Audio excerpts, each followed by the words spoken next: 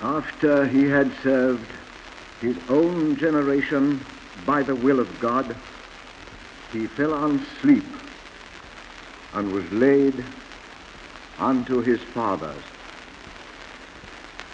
Those words kept recurring to me in the watches of last night.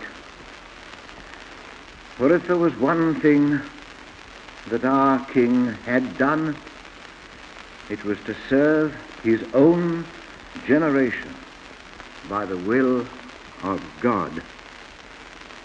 And because of that, the news of the death of His Majesty, when it came, has been heard everywhere with a personal grief, not only in this country, but through the vast empire over which he bore rule, and I believe far beyond its borders. To famous men, all the earth is a sepulchre. It's less than a month ago, the voice, now silent, was heard around the world, a king addressing his subjects, a father seated with his family, speaking to his people, members of his wider family, words of wisdom, courage, and deep human sympathy. And it is as members of a family that we are mourning him today. There must be millions who feel as I do, that a wise and loving friend and counselor has been taken from us. And for long the world will seem a poorer and a colder place without him. And the tones of that well-known voice are echoing in our ears today as our thoughts turn to the widowed Queen and to the bereaved family. And I do want to say a word to you about Queen Mary, for I know that every heart in the empire is sore for her this night. It often seemed to me that in a married life so perfect, so happy as theirs was, there has to come that inevitable day when one is taken and the other is left.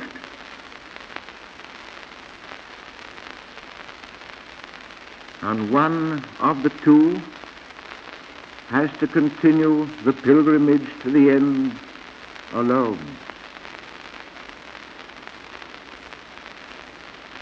There are millions of hands which, if they could reach the Queen, would be stretched out to her, and tears of sympathy be shed with her. And it must be some comfort to her, though we cannot tell her that, to know of that feeling, and she must know it from the events of that wonderful Jubilee summer. But may not this be a comfort to her, as it has been a comfort to others, that after all the one who is left is really carrying the cross for the one who has gone before. If she were not suffering today, he would be. And she is bearing what might have been his sorrow for him.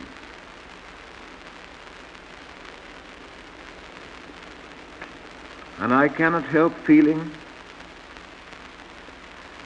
that with a king, knowing how lonely the high places of the world are, knowing that he has no one but his wife with whom he may have really intimate converse, I tremble to think what it might have been for him had he been alone in his awful task, with no voice by him to cheer, to comfort, and to encourage. We are thankful indeed to feel that even in her sorrow Queen Mary is spared to the people who love her. And I'm sure that we, all of us, all our people, will show her in whatever way they can how close she is to their heart, and how they will treasure her not only for the king's sake, but for her own. And as to the king, what can I say in a few minutes and within 24 hours of this shattering blow? I think I may dwell for these few minutes on the king as I have known him during this last year, and try and picture him as one who has borne the responsibilities of his position during perhaps the most difficult quarter of a century in which a monarch has ever sat on our throne. There was no respite for him during those 25 years. The whole world has been in a state of commotion,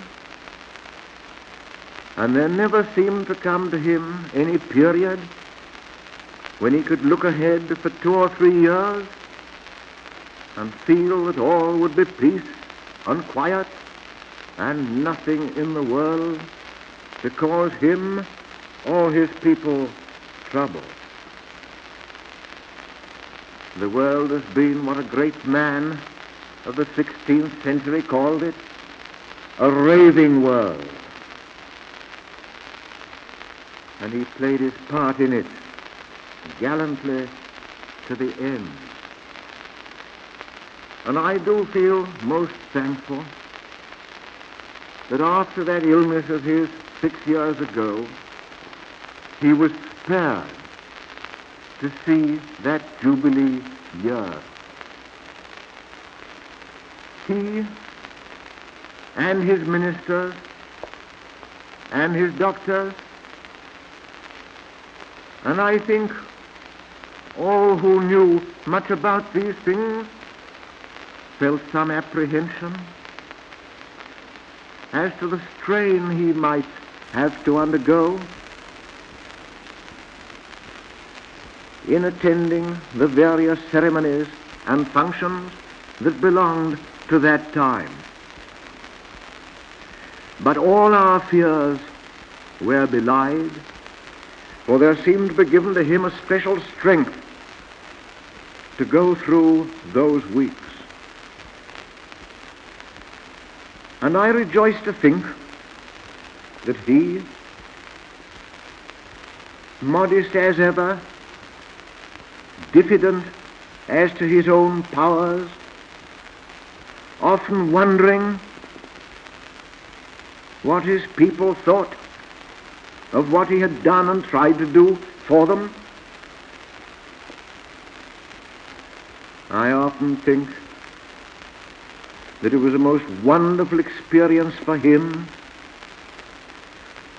to have brought home to him that all that he had done had sunk deep into their hearts, and that the occasion of that jubilee was the occasion that they all embraced to throw off that shyness so characteristic of us, and to show him openly and without shame that they were proud of him as their king, that they loved him as a man. The effect on him, I think, was great. He never referred to it without emotion. He was touched profoundly. He accepted that tribute with a thankful humility. I am indeed thankful that he lived to see it, and that during these last months he knew what he meant to his people. But we knew that there was no strength to spare. To come through that last illness had taken from him every reserve of strength that he had. We knew that it must go hard with him if any illness should attack him, even were it a slight one. And I myself noticed in the month that followed the Jubilee that I had never known him so gentle, so calm, an increase even of his customary consideration, his customary kindliness. And I had a feeling, which I expressed to my friends through all the autumn,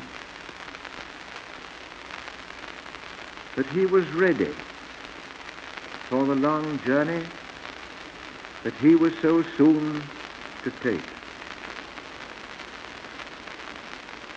He was tired at times, and I used to contrast his lot with the lot of the politicians, for we can and do have our old age if we live to ourselves. But the king's burden is never lifted. It goes on all through the year, and it goes on with age, and the only release from it is death. And then again, you remember the death of his sister. How many who are listening to me tonight, they may be elderly brothers and sisters, perhaps between 60 and 70 years of age. You know what a link that is, the common memories of childhood. And there are few losses as men and women get older, few losses that strike so deep as those of contemporary relations with their share of common memories.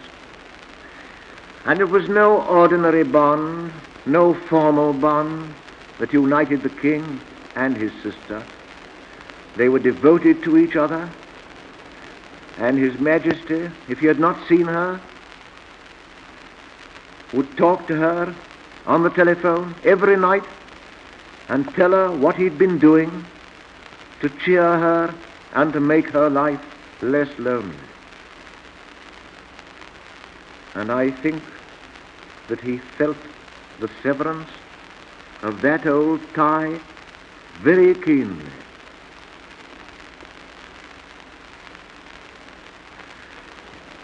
I saw him for the last time when we parted for the Christmas holidays.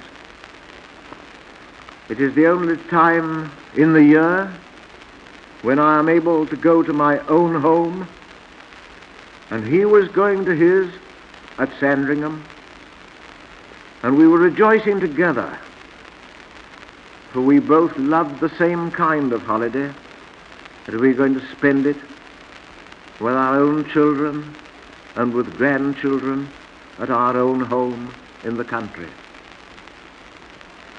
And it was but a few days after that when the first intimation reached us that all was not well. At the end of last week and during the weekend, I was in constant touch with Sandringham, and it was only yesterday morning the King's Secretary rang me up to tell me that he had seen a change and that he feared that the end could not be long delayed. And there is one thing that I think I can tell you all with no impropriety. For though much and most indeed of what passes near the end is sacred, and none of us have desire or right to inquire into what happens at those times, yet I think I may tell you this. The King was having brief intervals of consciousness, and each time he became conscious, it was some kind inquiry or kind observation of someone, some words of gratitude for kindness shown. But he did say to his secretary when he sent for him, "How is the empire?"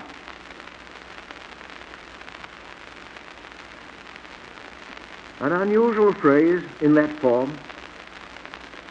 And the secretary said, "All is well, sir, with the empire."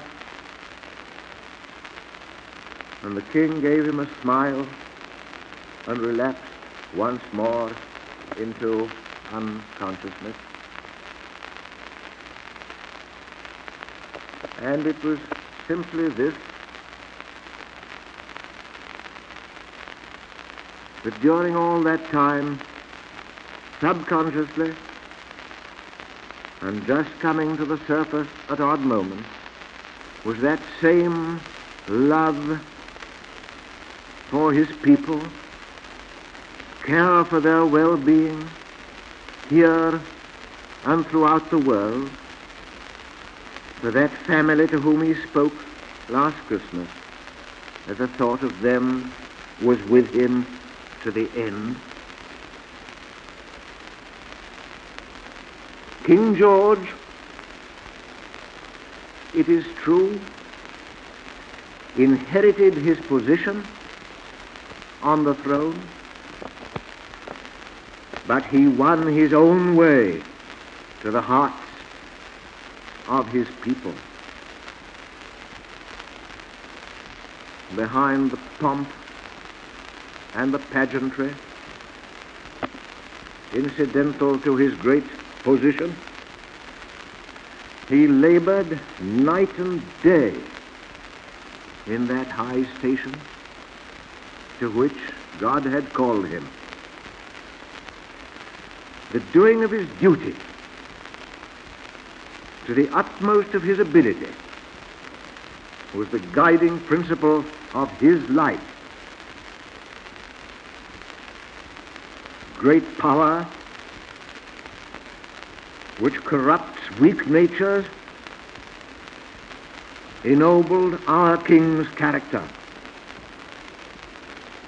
and made him subdue passion and will and energy to his duty, to his country. He brought the dispositions that are lovely in private life into the service and conduct of the Commonwealth, and not only in virtue of his office, but in virtue of his person was he the first gentleman in the land. As the knowledge of the king's complete dedication to duty grew and spread as his reign proceeded, so did the respect of his people turn into reverence, and reverence into love. It is literally true that he won their hearts, and during the Jubilee they made that manifest to him.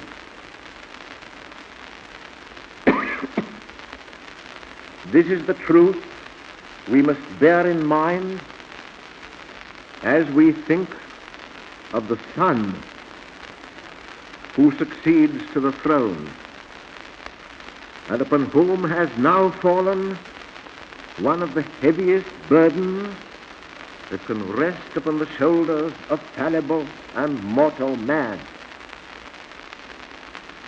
We can best honor the noble memory of King George by gathering around and sustaining the young king whom for so long we have delighted to know as the Prince of Wales. All eyes are upon him as he advances to his father's place. And while he is no stranger to public duty, he is now summoned to face responsibilities more onerous, more exacting, more continuous than any he has hitherto been asked to discharge. He comes to them in the prime of his power and already known throughout the length and breadth of his empire.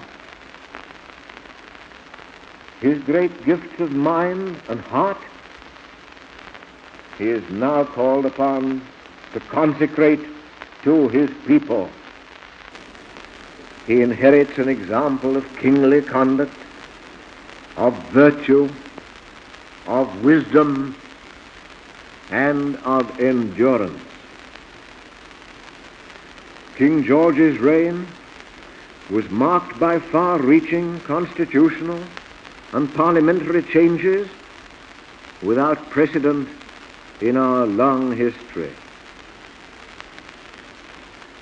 He earned the loyalty and respect of all parties in the state, new and old. He hands down in turn to his son the throne he himself received from his father, and he hands it down with its foundations strengthened, its moral authority, its honor, and its dignity enhanced. It is an incomparable and awe-inspiring inheritance. The young king knows the confidence we all repose in him. He knows that he commands not only allegiance. He knows that the understanding, the affection, and the prayers of the countless multitudes of his subjects are with him at this hour. May God guide him aright, and God save the King.